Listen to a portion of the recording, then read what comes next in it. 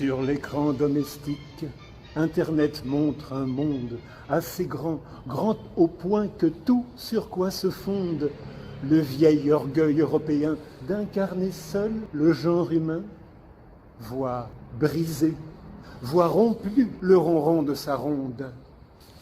C'est vrai que le clash consiste surtout dans nos oppositions musicologiques et parfois très très vives entre la pop et le classique, entre la musique occidentale et la musique extra-européenne. Il ne veut rien savoir. Sabre au clair, verbe haut, Henri toujours ferraille. Les sujets chant rechant sont son champ de bataille.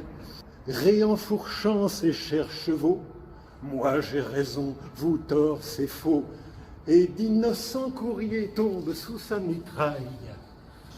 Fort heureusement, nous ne passons quand même pas tout notre temps à nous battre. Pas du tout. D'autres échanges versifiés sont sur des thèmes parfaitement badins. Dans celui-ci, par exemple, je résume pour Henri, un été un peu éprouvant. D'un juillet bas breton et d'un août ardéchois, je ne sais que narrer par embarras du choix. Meubles, carton, sueur, poussière, des ménageurs, tout m'oblitère la clarté nécessaire au récit de ces mois.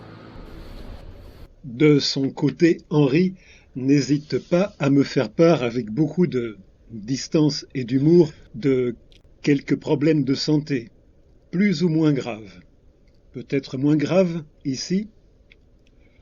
Je n'ai plus de raison de voir la vie en rose, disait un vieux monsieur atteint de dorsarthrose. De là me vient le lumbago mortifiant pour mon ego, qui, plutôt que des vers, mérite de la prose. Ou encore ce limerick, toujours avec beaucoup de distance, d'humour, et j'ajouterai de courage, parce que là ce sont des problèmes qui me semblent plus inquiétants. La présence le soir de sang dans les urines offense le regard, l'esprit et les narines. Aussi barbare qu'un hulant, l'excès d'anticoagulants souille cette liqueur de teinte purpurine. Parenthèse, j'y pense. Ce n'est pas par hasard que ces 5 vers que Henri consacre à son urine sont le limerick préféré du grand poète Raymond Brodillet. On s'en doute. Bien, cette faculté de traiter les sujets, même les plus graves, avec distance et humour, reste bien précieuse. Henri Suamy l'applique absolument à tous les domaines. Pour en rester au chapitre de la santé, je me souviens d'une série de sonnets pré-opératoires et post-opératoires. J'ai même en mémoire un quatrain.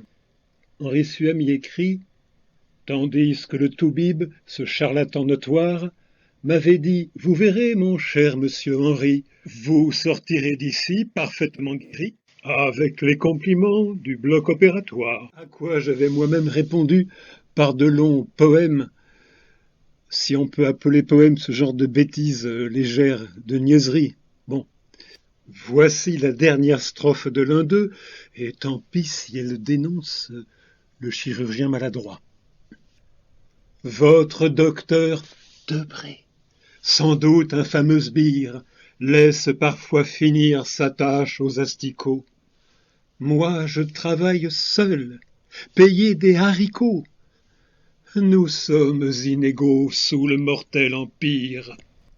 Mais je parle, et je ne prends aucune garde à la loi qui nous demande de ne pas sortir de chez nous plus d'1 heure par jour.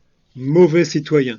Mais il faut que je termine quand même, pour dire à quel point c'est souvent moi qui suis le mal embouché de cette extraordinaire relation. Tenez, je reçois un cadeau quand même assez merveilleux. Écoutez et regardez comment je reçois, avec quelle grâce je reçois ce qui m'est si gentiment offert. Je sais, je devrais avoir honte, mais bon, écoutez. Henri Suamy m'envoie l'enregistrement des études de Debussy, mais par Mitsuko Ushida, et moi je ne l'ai pas trop aimé. Alors ça lui vaut un limerick. J'étais en Italie. Je revenais d'Italie. C'était un cadeau. Un CD. Faut pas oublier quand même.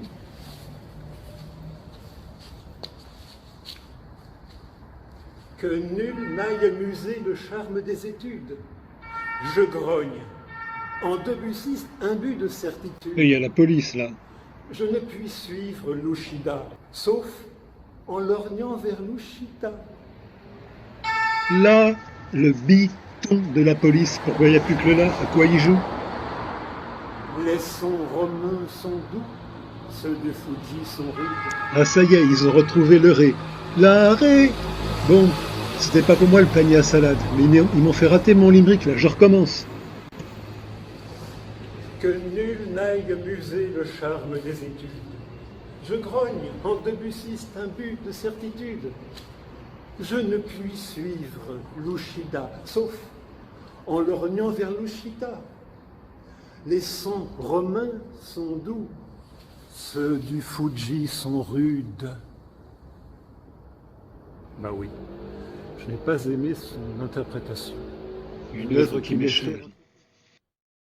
Jean Courbin, mon vénéré professeur de piano, qui avait joué devant Debussy, qui en avait reçu des conseils, ne m'a jamais fait l'éloge comme interprète de Debussy que d'un seul, Arturo Benedetti Michelangeli.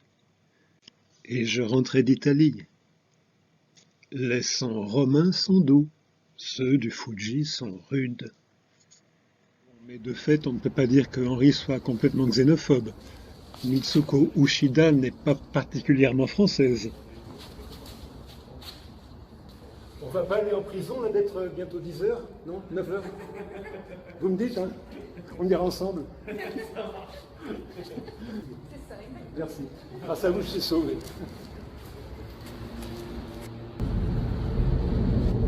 Il fait pas très chaud là.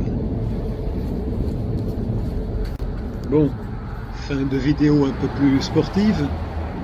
Ah oui, j'ai oublié le masque, mais je le mettrai. Donc, in cauda venenum, dans la queue le poison. Henri Suami m'avait fait l'éloge d'une exposition Vuillard. Il n'avait pas trop apprécié l'inauguration de la galerie de mon ami Fernando Gualtieri. Je me venge avec cet ultime limerick. Les cristaux, les drapés, leurs glacis rouge-orange font de tout Gualtieri quelque chose d'étrange, tandis qu'aux croûtes de Vuillard, nous ne voyons ni fond ni art. Hiatus. Les gratter, il est vrai, rarement nous démangent. Ni fond ni art, ça fait hiatus, ni art. Merci d'avoir regardé. Danke fürs Zuschauen. Thanks for watching. Spasiba za prosмотр. Et je ne suis pas sûr qu'il y aura d'autres vidéos avant longtemps. Oui, mais il y a un hiatus.